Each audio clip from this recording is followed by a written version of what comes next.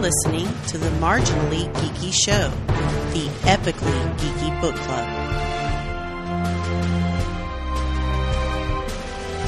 Greetings, and welcome to the Marginally Geeky Show. I'm your host for the evening, Eugene Stevens. Tonight, we will be discussing our book for January, which was Star Wars Catalyst, a Rogue One story. Before we get started, though, let's just kind of catch up with everyone. Joining me tonight is Jennifer Hetzel and Chris Andrew. How are y'all doing? Good. How are you?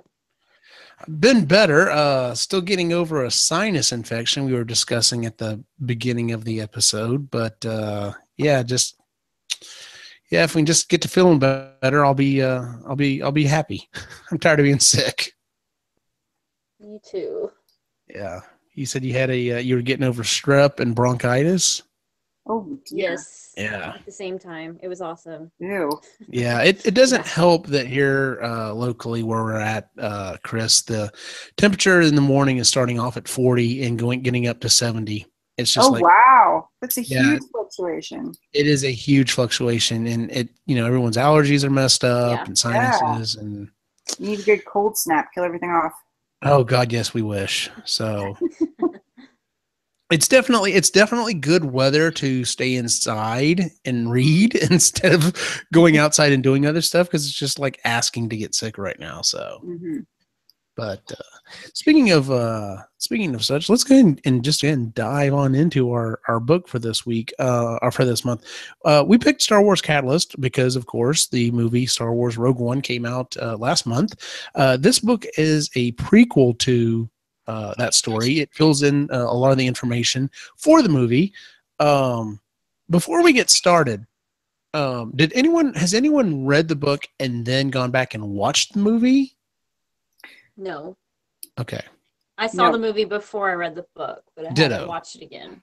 Yeah, that's what I did. I would like to watch the movie after I finish reading it. I would agree. Yeah, I think, and I see whenever it originally came out, when this book originally dropped, it was at the beginning of December, and I could have read it beforehand if I had like really buckled down and gotten to it, but I opted not to. I wanted to go into the movie not really knowing a lot of the backstory. I actually wanted to kind of be surprised. But now that I've read it, I would say, I definitely would like to go back and rewatch the movie and see what I pick up now that, that the book added to it. So you'd probably get more out of it. You'd notice more too. Well, the book starts off, it's set during the Clone Wars. Galen and Lyra are on this ice planet. They're researching energy production using grown crystals. It really kind of just hits the ground running. Lyra is pregnant with Jen, who of course is our main heroine in Rogue One. At that time, she's pregnant with her. This military force shows up, and basically the aliens that are there are like, look, we're going, we'll talk to them, we'll keep them occupied. Y'all get the hell out of here. Yeah. So that we go through this whole escapade of trying to get away with one of these droids. And unfortunately, though, when they're trying to escape, they almost get away and they get caught. Number one, the writing on this part was really exciting. Like, I really enjoyed this kind of high speed chase as they were going through, along with with the droid. I've read several Star Wars books, and this is the first time that I've seen something like this, specifically like a chase like this, come up in one of them. At least of the ones that I've read, I really enjoyed that part of it. So. Let's see here. So the military force shows up. They try to escape, but they're caught. And at this point, they're separated. And they're trying to convince Galen to declare a side on the war, but he refuses to. And this is where we start to get some of the backstory and kind of the viewpoint of Galen. It talks about in the book how he is a genius. He's very much in his own head, though.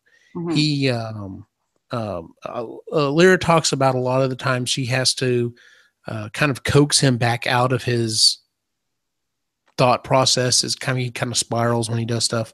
But he's also very not he has no interest in declaring one side, of an allegiance or whatever. He's for science. That's all there is to it. There's science, and there's his wife, and now there's his daughter, and that's pretty much it. That's the only things he cares about. The war, the different sides, the political stuff. He doesn't care for. I mean, he's a pacifist, and he has a really strong moral compass, which I really liked about his character. Is he was very anti-violence and anti using his work unethically, and I thought that was a nice spin, especially considering what he ends up having to do. Yeah. Let's see here. So at this point, like I said, they're separated. He's not treated horribly. He's also not treated that great.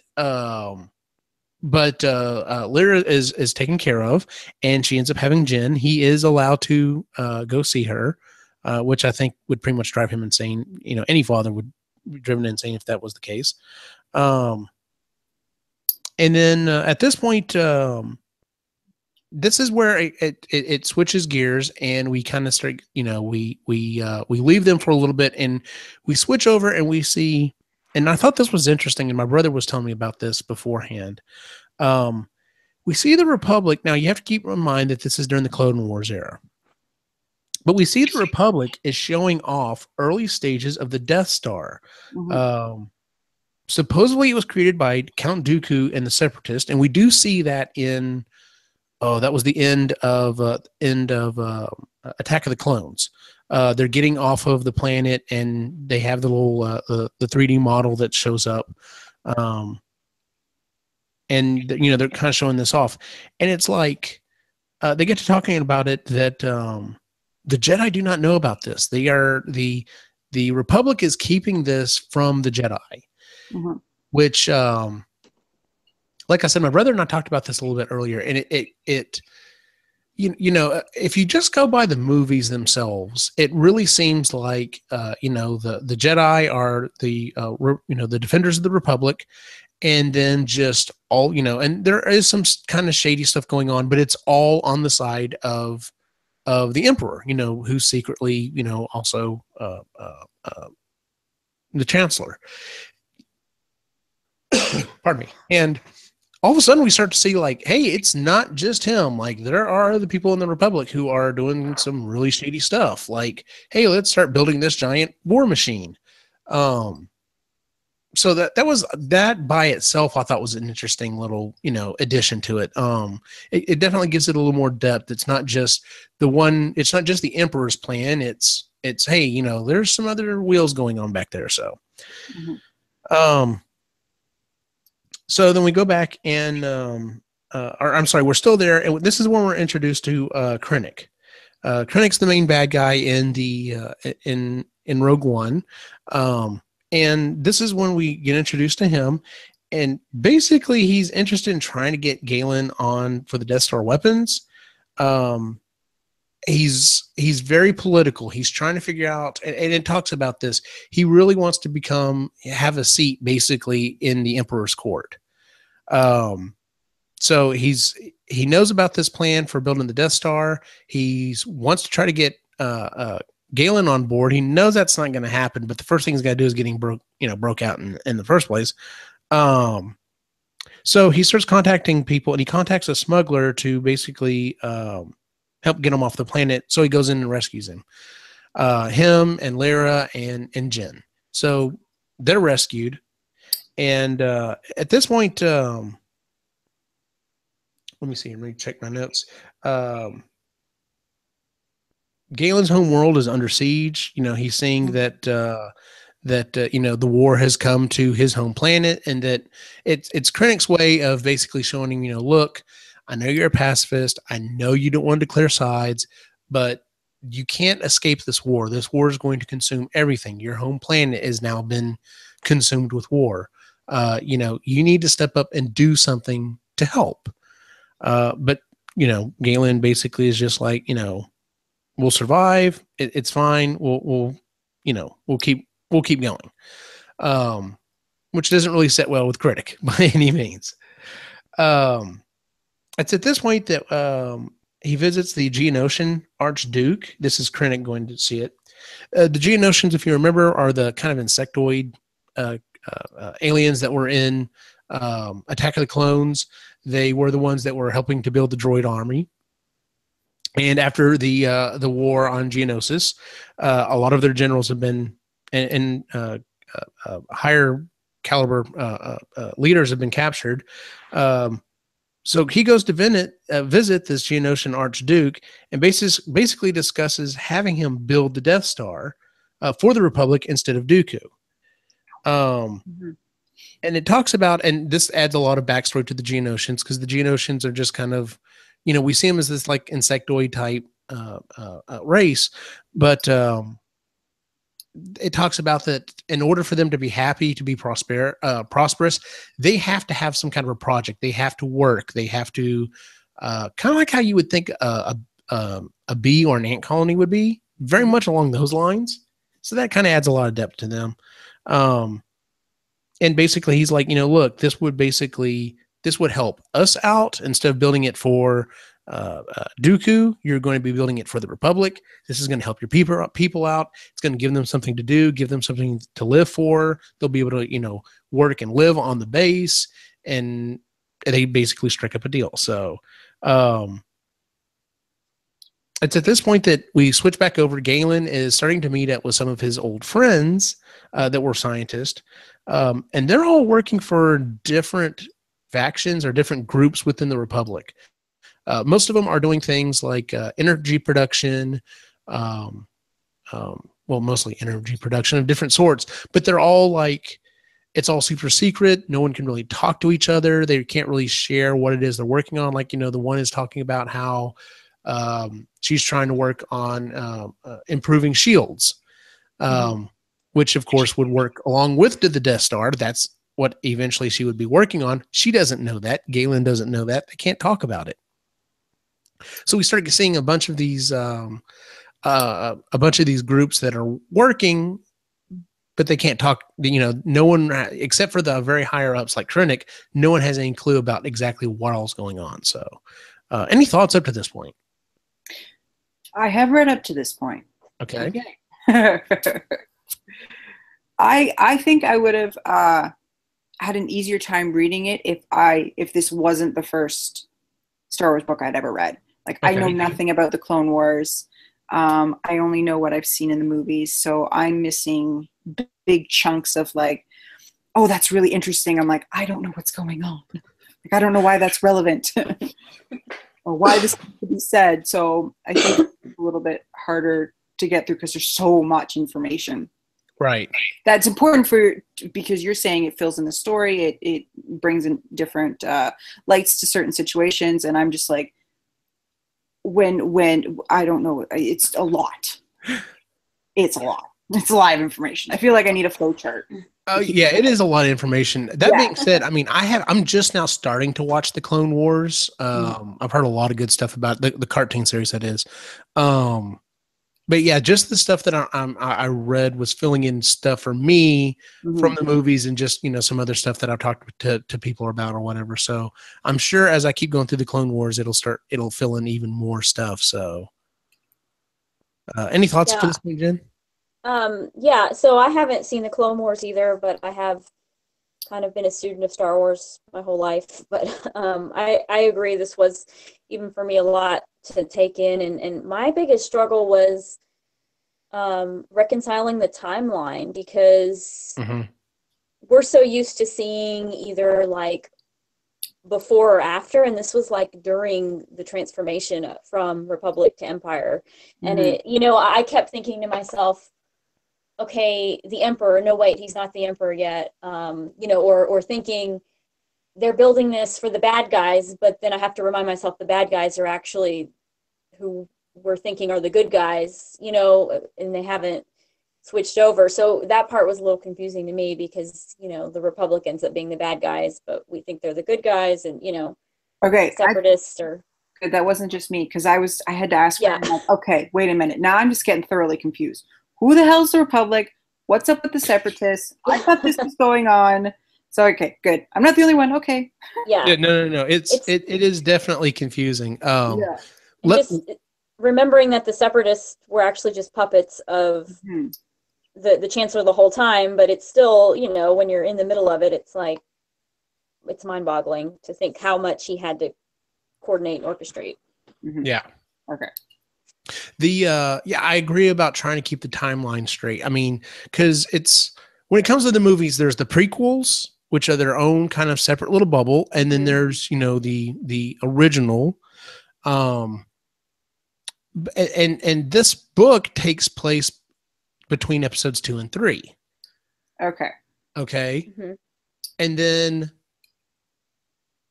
I think the entire book takes place there between episodes 2 and 3. And then of course we don't, you know, a Rogue One takes place between 3 and 4. Right. Because, you know, we have to keep in mind that Jen is, you know, a kid, except of course at the very beginning of Rogue One. If you haven't seen Rogue One, you shouldn't be listening to this. Spoiler. Yeah.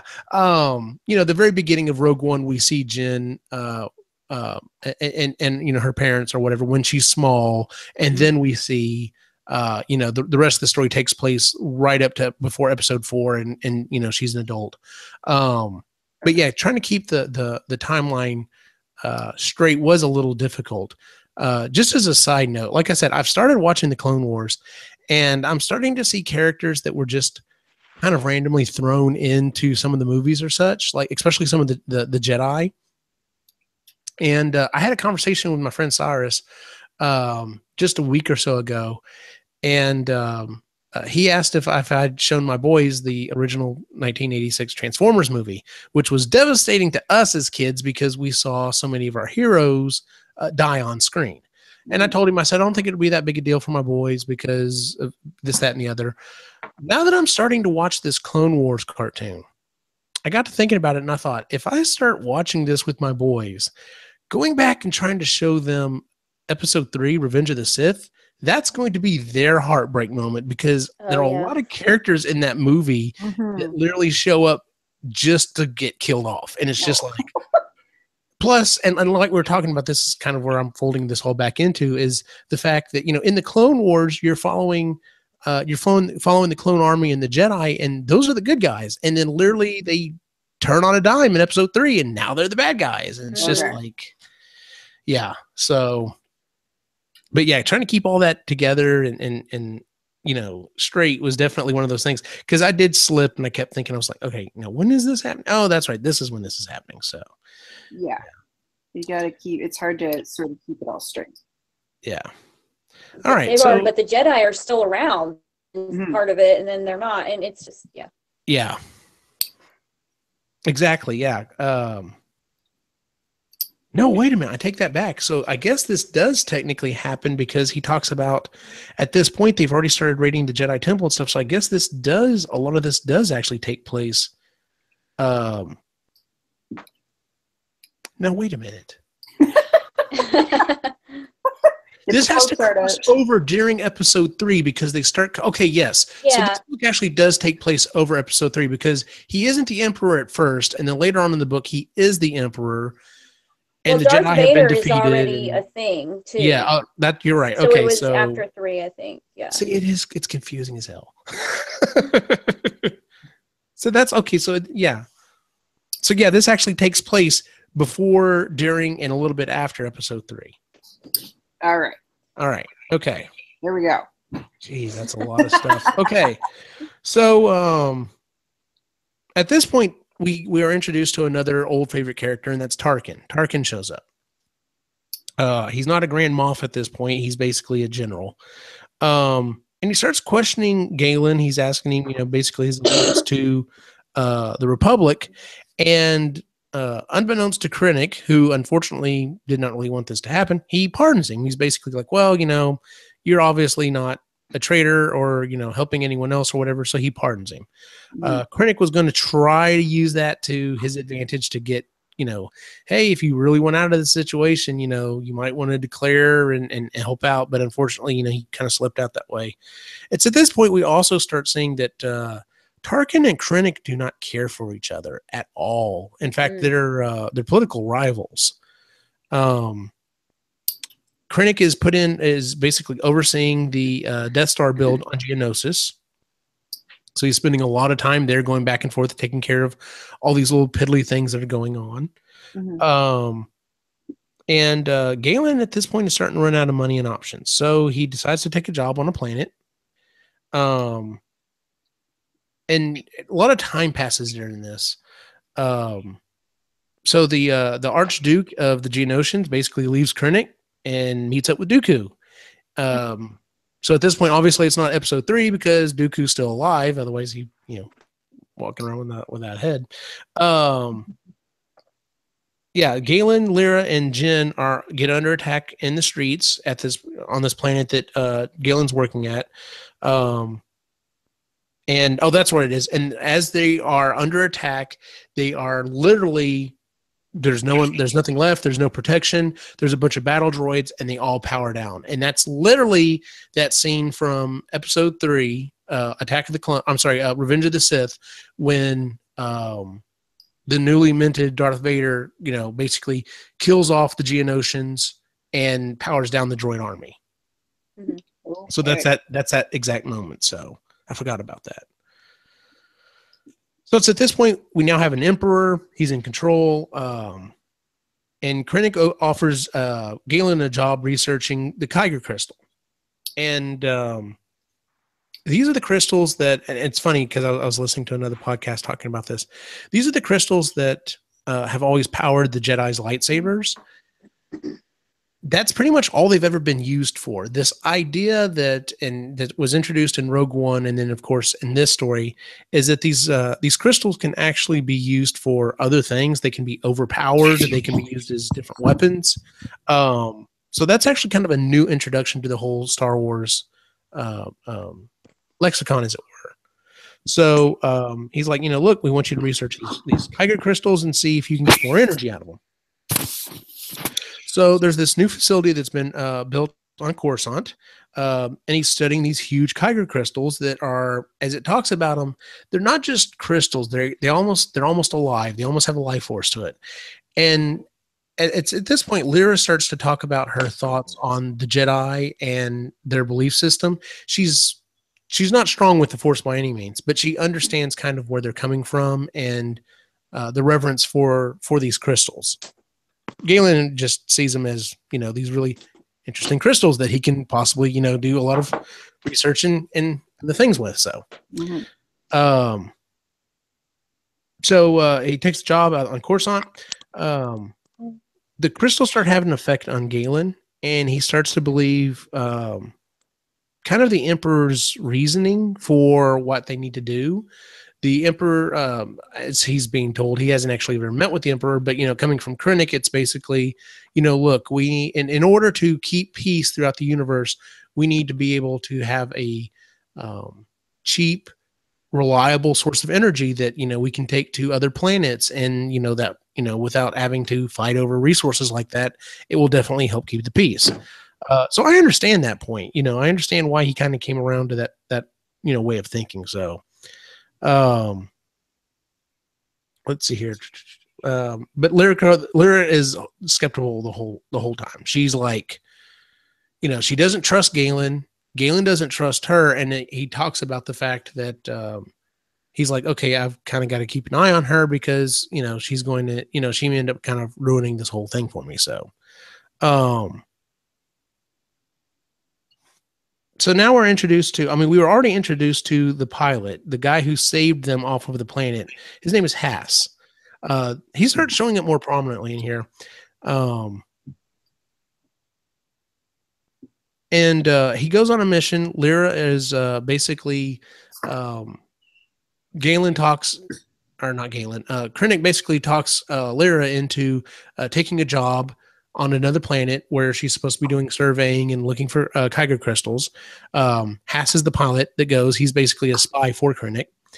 And he starts to have a, I don't know. Existential crisis. Yeah, that's real. Yeah, exactly. He starts questioning his motivations, his actions. And they talk about how these worlds are supposed to be protected, and even though they're being strip mined and are basically imploding from the Empire is they look at it as, they're doing what they need to do in order to build the Death Star. But what it boils down to is they're just, literally destroying these planets in order to, suck out any resources they have to build this giant Death Star. So he decides to show her a couple of other planets that were supposed to be protected, but they've also been, stripped out and are basically wastelands now. So Lyra really starts to come to, she's really starting to cement her thoughts on, listen, everything is not what it seems. They're not doing what they've been telling us that they're doing. They're destroying worlds in order to do something, but we still don't know what that is. Because at this point, everyone's still in the dark as to, the idea of a Death Star, of a super weapon. So Lyra returns home. Galen's distant and he can't talk about his work anymore because critics basically come to him and saying, look, you're doing super secret stuff. Even talking to your wife about this stuff is, could get you in trouble. So, you gotta distance yourself.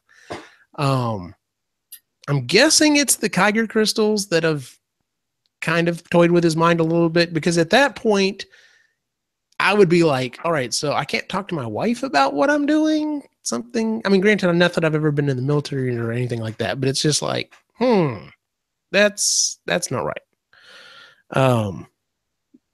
Yeah. So the Empire plans on using smugglers, Haas in particular, to take over this small planet for its resources. But Krennic knows Haas will betray him. So he tips him off or whatever, and he goes to this planet and he sends him kind of as a patsy, because he meets up with yet another character that we meet. I think he's in the Clone Wars. I know he's in Rebels, and that's Saul Guerrero. And he's in the movie after Rogue One. Yes, and he's in Rogue One. So didn't have a huge part in the movie, but we definitely get some more backstory on him here. So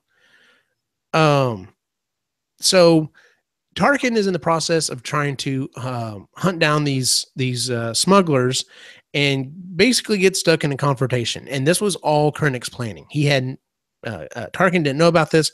Krennic's plan was basically to have Krennic's plan was basically to have Tarkin basically eat up all of his time trying to take over this small system, and that's what ends up happening between Haas and Saul and some of the other little planets.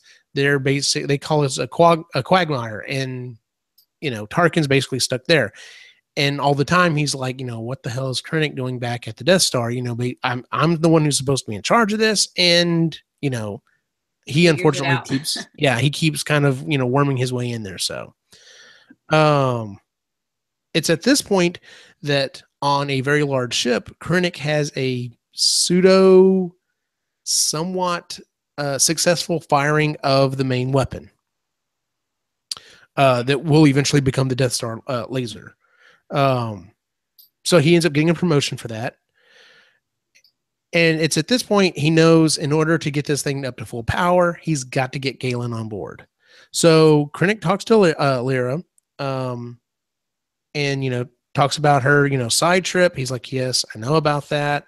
Galen does not need any of the stress. Basically, in so many words, kind of threatens her to make sure that you're not causing any problems for the Empire. And of course, not to trouble your husband with such thoughts, which doesn't sit well. So at this point, she's pretty much set. She's, she hasn't liked Krennic this entire time, and now it's dead set. And now it's like, okay, well, I need to start planning on how to get the hell out of here if things go south really quickly, because that's her type of character. That's one of the things I really do like about her character is the fact that,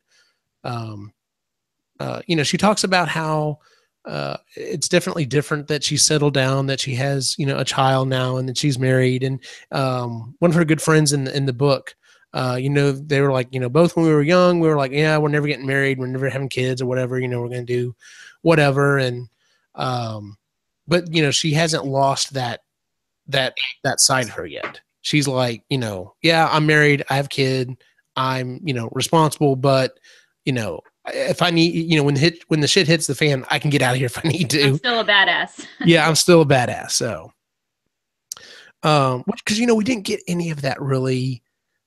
She just came across as defiant on, in the movie, because we only saw her for that one quick scene at the very beginning. So, actually getting that backstory on her, I thought was really awesome. So, yeah, I liked her a lot. I like Lyra. Lyra's not able to talk to her friends. She's not able to contact her friends. At that point, she knows stuff's really going south. Tarkin slowly but surely starting to gain a foothold, in the battle for the system. Haas at this point wakes up to Tarkin. He was under attack. Tarkin's there and basically tells him about Galen and, working for Krennic.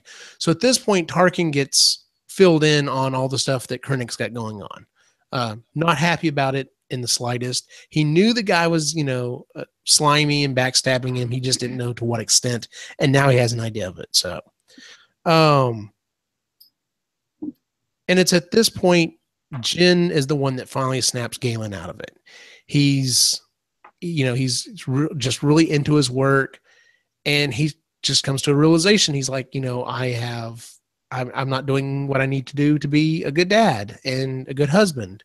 And, I've put everything else above that, and that's not me. And Jin ends up, snapping him out of that. So that's when we really start to see, I mean, we saw his connection to her when she was much younger. This is when we start to see his connection, kind of like what we saw at the beginning of Rogue One, his affection towards her. So, and at this point, Lyra basically shares her concerns with Galen, and he's like, okay, yeah, I've kind of had my own concerns. Now I'm definitely cemented here. Yeah, Krennic is not good news, so on and so forth. Krennic does show up, talks to him, basically deflects everything. It's at this point Galen's like 100% sure stuff's not on the level. So Galen, Lyra, and Jin all leave. Krennic returns, finds them missing, flips the fuck out. And Haas used Tarkin and Krennic's rivalry against him. Basically, he shows up, he shows up, they capture him, and they're like, we know you're here to protect, to pick up the Ursos, and he's like, I have no idea what you're talking about. If they were here, they would be here right now, but they obviously are not. Saul ends up showing up and helping him, get off the planet. So, and at this point, it's just it's near the end of the book, and basically we just get a lot of other things getting wrapped up. Tarkin basically takes over his new post, watching over the Death Star, watching it getting completed. Krennic is basically at this point on his mad search for Galen, trying to find Galen so that he can finish his, finish the main laser. Mm-hmm. Galen's departure is going to put Krennic way behind, and even though it does technically hurt the Death Star, Tarkin's like, oh darn, I guess your plans aren't going to go through like you wanted them to. Tough for you. Too bad, so sad. And that's pretty much how the book wraps up. Of course, we would pick up with the movie where the movie starts where Krennic finds Galen and Lyra and Jin and hunts them down and basically goes to him, and that's when he, spoiler alert, kills Lyra and captures Galen, and then Jin escapes. And then of course Saul comes back to help her. So I had already asked this at the beginning of the movie. So yeah, after reading it, I definitely would like to go back and rewatch the movie. I think it would add a lot to it, especially some of the personal interest and backstory. We get a lot of stuff on Lyra. We're not going to get a lot more stuff from the movie, but it definitely explains Galen's motivations a lot more. You know what I'm saying? Yeah. Yeah. Because in the movie, and there's been a lot of debate on this, is, well, if he was captured, his wife was killed in front of him, why didn't he just refuse to build the Death Star, or to build the laser? And they talk about that a little bit in the book. They specifically said, I think they said at one point that his research is basically kind of laid out for the most part, and he feels that it would just, with enough time, someone else would figure it out. Mhm. So it's kind of like, well, I can either leave it out there so no one else, so that they will eventually figure it out, or I can go ahead and dig in and, of course, create the infamous, back door to blow up the Death Star. So, Yeah. any other thoughts on the book? I mean, I liked the characters. I don't know. Maybe it's just like we talked about. I mean, we were confused even just during this, discussion about the whole timeline in which all this takes place. I just had a hard time keeping track of when everything was, I guess to say. Yeah, there's a lot. It's a big universe, right? Like there's George Lucas has set it up and then subsequent people after to make it a very rich and very diverse universe. So when you're reading these books or these comics and or you're watching a TV show and doing the movies and it's so interconnected, sometimes it's really hard to keep track of where you are because it's all jumps back and forth. None of it's chronological. So you're kind of trying to remember things maybe you watched like a year ago or read books that you have read a long time ago and recall those characters. So it's a really vast and rich universe, but it's a little hard to keep track of when it's jumping around like that. Yeah. Yeah, this is the first Star Wars book I've read since the expanded universe became non-canon, and because I was kind of, protesting and angry at Disney for that. But I have to say I loved it, and I, got sucked right back into it like I used to be, and it, made me kind of miss being in that universe and want to delve right in. But it's hard to separate everything I knew about the other timeline and storyline from all the new stuff, and just give it all up. That's my biggest struggle reading these books and watching the new stuff. So did you read a lot of the other expanded universe stuff? Because I mean, I've read several books, but I've kind of mainly focused within the last few years of trying to stick to the more, the stuff that's been declared canon. Yeah.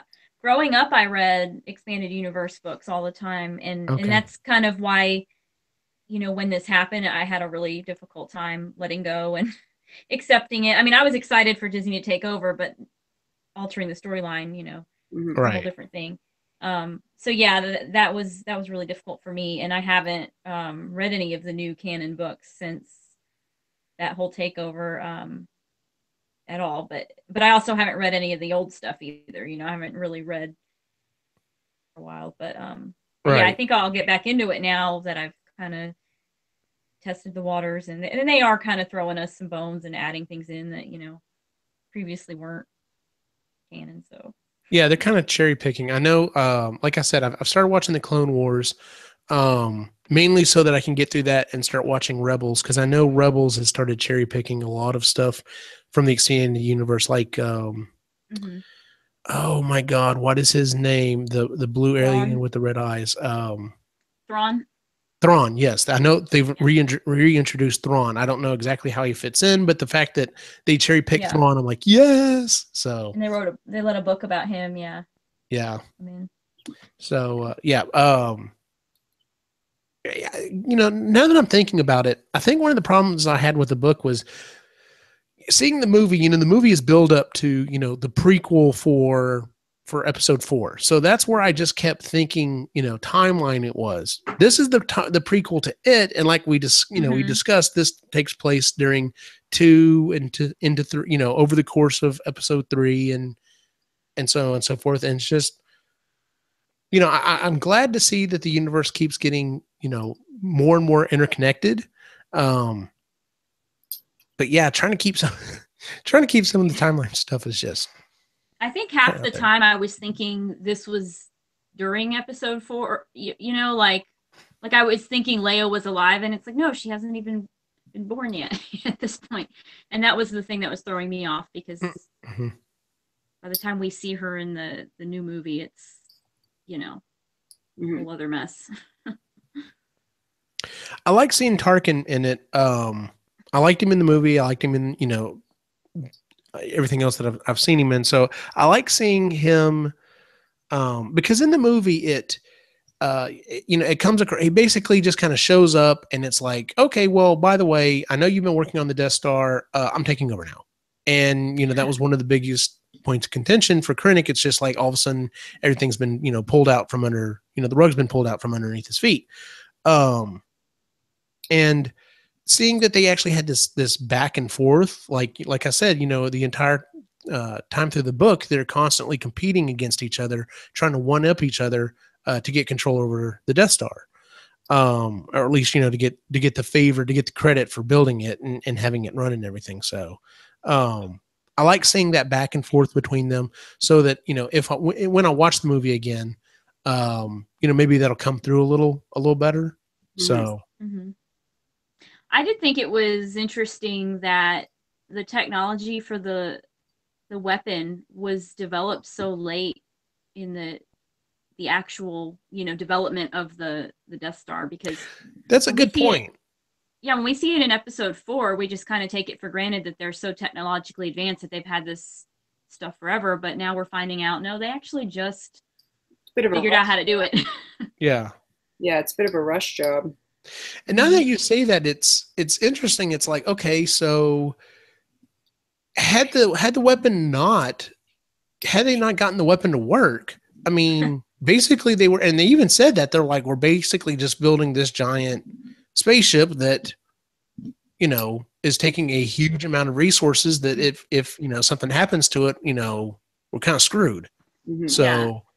And the sheer amount of resources that it takes, the logistics just to build it, you don't even think about that. And then it's like all of that just got destroyed in a matter of minutes, when he blows it up. And it's crazy to think they stripped entire planets to make this thing, and then it's gone. And I'm sure there's someone that knows something about the expanded universe and can probably answer this. And if you happen to be that person and you're listening, shoot me an email or, message me on Facebook or Twitter at Optimus Gene. It makes me wonder, so when exactly did they start building the second Death Star? Because technically it wasn't completed 100%, but this thing was being built over a long period of time. Yeah. Mm-hmm. And then the other one was just ready in like 2 years or something. Yeah, it just seemed like it was super quick to get finished. So yeah, wasn't the other one much bigger? I don't remember if it was bigger, but I know it definitely wasn't anywhere near as finished. I think it was bigger. Yeah. But yeah, they never finished it. And then they built the planetary weapon in episode 7 that they just said, screw it, we're building it into the planet. Yeah. Which I've always had, a lot of people have been like, yes, back and forth wise, they were trying to make episode 7. And I don't want to make this a whole discussion about that, but the whole thing in episode 7 about, oh, well, it's a giant planet weapon again or whatever. And it's just like, the Empire isn't there anymore. Like they had, and it does talk about this in the books, that they had tons of resources and time and energy to put into the development of new weapons and new technologies and stuff. And, after the Empire fell, like literally you got to go with what plans are already there and working. I mean, that's why the TIE fighters are a little more advanced, but not like leaps and bounds. And like, hey, they built this giant weapon. What little things can we improve on? So, although technically if you get really technical, the weapon in the 7th one was a different, but anyway, and it could blow up 5 planets at once, little things like that. So, would y'all be down for reading additional Star Wars books? I mean, I would, but I don't want to overwhelm the group. I would. I think Ray would have to read it first, though. Okay. Instead of me taking Maybe we start with a simpler, like, timeline or storyline on the next one. Yeah, I'm not sure what would be like another Star Wars book necessarily. Maybe if they did something for episode 8, like maybe a prequel or something to episode 8. But I don't know. So, That being said, we'll go ahead and reveal our next book. It technically is kind of a Star Wars book, kind of, sort of. As we're recording this, it's been it's been just over a month that we lost Carrie Fisher. So we decided that our next book is going to be it's the Princess Diarist, right? Yes. Yes. We're going to be reading The Princess Diarist by Carrie Fisher, and it's basically her talking about all of the escapades and background stuff that were happening, while she was doing those, that historic filming with, these little movies called Star Wars. So it should be an enjoyable read. I've never read any of her books, but I hear they're enjoyable. It's her voice that definitely comes through, and so looking forward to that. So if you would like to read along with this for the next month for our next book club meeting, we'll be reading, like I said, The Princess Diarist by Carrie Fisher. So with that said, is there anything else you've been reading, Jen?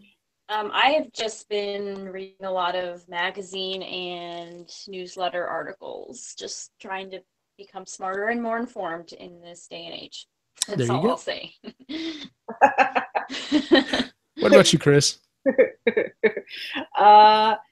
No, I haven't been reading anything else because I've been lazy. I've been watching a lot of television, and what little bit I've been reading, I've mainly been reading. I got a Humble bundle. When was this? This was sometime, I want to say back in November, maybe even October. But I got a Humble bundle that included a bunch of digital copies of the Ghostbusters comic books. So I've actually been going through and reading those.